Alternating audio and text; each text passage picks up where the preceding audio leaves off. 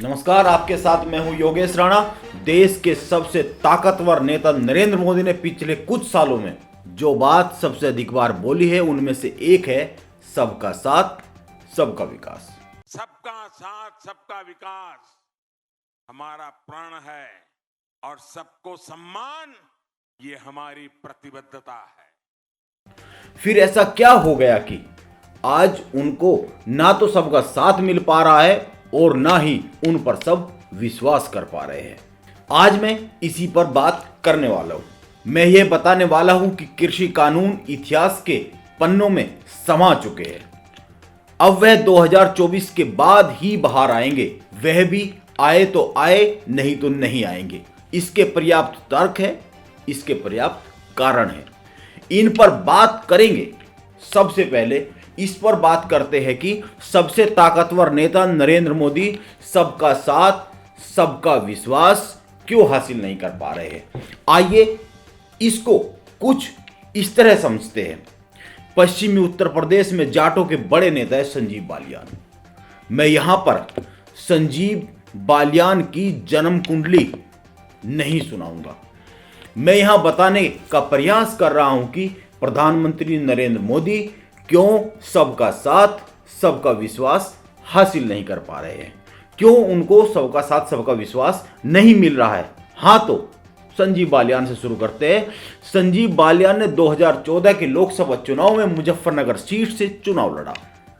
दंगों के बाद यहां पर हुए ध्रुवीकरण के कारण उन्होंने बसपा के कादिर राणा को 4.5 लाख वोटों से हरा दिया। इसके बाद इनको केंद्र में राज्य मंत्री बनाया गया, लेकिन 2017 में इनको मंत्रिमंडल से बाहर कर दिया गया। संजीव बालियान ने 2019 में फिर मुजफ्फरनगर सीट से चुनाव लड़ा। इस बार ध्रुवीकरण ने फिर कमाल कर दिया और उन्होंने पश्चिमी उत्तर प्रदेश के सबसे बड़े जाट नेता चौधरी अजीत सिंह को उन्हीं के गढ़ में 6,526 वोटों से हरा दिया। इस तरह से पश्चिमी उत्तर प्रदेश में सभी जाट नेता निपट गए। बीजेपी के ध्रुवीकरण से सब जाट नेता खत्म हो गए। उनके कुछ जाट नेता है बचे कुचे, जो कुछ भी बचे हैं वह संजीव बालियान ही है।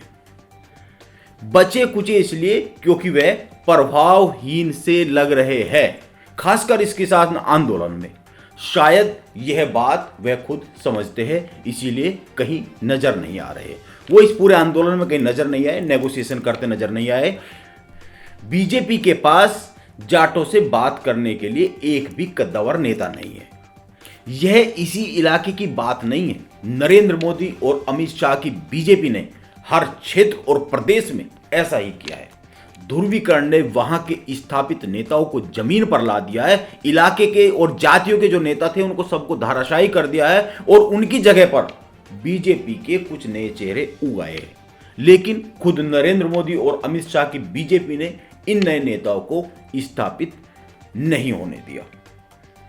इनको अपने इलाके में नेता नहीं बनने दिया। कैसे? ऐसा नहीं है कि किसी ने इनको नेता बनने से रोका है।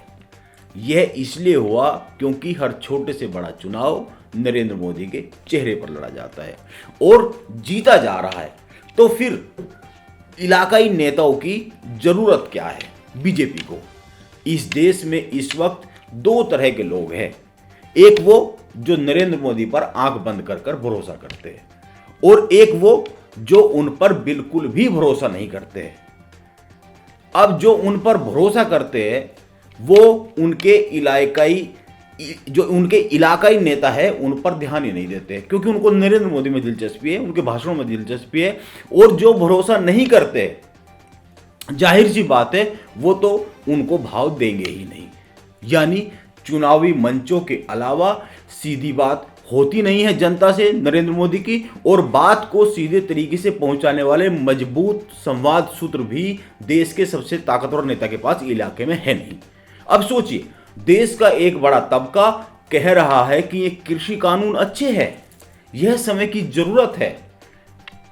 अपने अपने समय पर बाकी पार्टियां भी इस तरह के बिल की बात करती रही है, वो कहती रही है कि ऐसे बिल आने चाहिए। फिर क्या हुआ कि ना सबका साथ मिल पा रहा है और ना ही सबका विश्वास मिल पा रहा है। उन पर कौन विश्वास कर नहीं रहे हैं। सीधी सी बात है, लोगों को बात ठीक से समझाई नहीं गई है या समझाने वालों की कमी पड़ गई है। आज नरेंद्र मोदी के पास पब्लिक से संवाद करने के लिए संवाद सूत्र नहीं है और वो सीधी बात करते नहीं है। वो केवल मंचों से बात करते या रेडियो के माध्यम से करते या फिर जो सालाना जलसे होते हैं उनके माध्यम से करते या फिर देश के एलिट क्लास के लिए, क्रिकेटर्स के लिए, खिलाड़ियों के लिए, वैज्ञानिकों के लिए, साइंटिस्ट के लिए और तमाम लोगों के लिए जो कार्यक्रम होते हैं उनके माध्यम से बात करते हैं या फिर वो ऑनलाइन संवाद करते हैं, अपने बनारस को लेकर करते हैं, तमाम इलाकों को लेकर करते हैं, लेकिन उनमें भी कुछ चुने हुए लोग रहते हैं, यानी वो चुने हुए लोगों से बात करते हैं। किसान अगर अपनी फसल बचाने में कामयाब हो गया तो हमारी नस्लें बच जाएंगी। अब हम बात करते हैं कृषि कानूनों की। मोदी सरकार ने इन कानूनों को 18 माह के लिए स्थगित करने का प्रस्ताव दिया है। जब यह 18 माह पूरे होंगे तो अगले आम चुनाव को बस 18 महीने ही रह जाएंगे। जाहिर सी बात है, मोदी सरकार चुनावों के इतने पास इनको दोबारा बस्ते से निकालने की कोशिश तो नहीं करेगी, क्योंकि जो अब हो रहा है वो उस समय भी हो सकता है। वो विरोध तो चाहेगी नहीं कि इतना बड़ा सड़क पे हो, क्योंकि जो अब हो रहा है वो उस वक्त होने की पूरी आशंका होगी, इससे मना नहीं किया जा सकता। वैसे भी उस वक्त मध्य प्रदेश, छत्तीसगढ़ और राजस्थान में चुनाव को 1 साल बाकी होगा। 2024 का किला जीतने के लिए इन प्रदेशों को भी जीतना जरूरी होगा। इस तरह मोटी सी बात है कि ये कानून हो सकता है अब 2024 के बाद ही बस्ते से बाहर आए, हो सकता है बाहर भी ना आए। अब बात सचिन तेंदुलकर की करेंगे, लेकिन उससे पहले एक वीडियो देख ले। यह वीडियो बाबा महेंद्र सिंह टिकैत के सुपुत्र का है।